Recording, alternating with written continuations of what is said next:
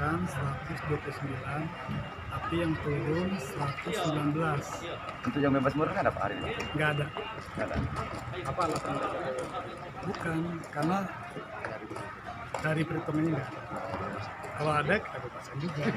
Oh, masih. Kelas sudah kemarin Pak? Iya. Asimilasi. Asimilasi. Apa harapannya Pak? Ya, semuanya baik-baik aja.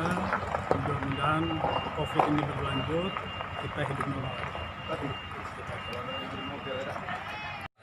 Yang sejatinya dapat diukur dari sejauh mana kita mampu memberikan kelakuan yang baik terhadap warga binaan pemasyarakatan, yaitu kelakuan yang didasarkan pada penghormatan antara hak dan martabat kemanusiaan.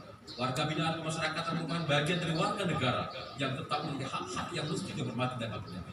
Karena warga binaan pemasyarakatan sebenarnya hanya kehilangan kebebasan, di mana mereka tidak kehilangan hak-hak yang lain. Salah satu hak yang dimiliki oleh warga binaan pemasyarakatan adalah hak mendapatkan pengurangan masa menjalani pidana atau remisi. Melalui remisi diharapkan dapat mempercepat proses kembalinya narapidana dan anak dalam kehidupan bermasyarakat. Namun pemberian remisi ini seharusnya tidak hanya dimaknai sebagai pemberian hak warga binaan pemasyarakatan, tetapi lebih dari itu.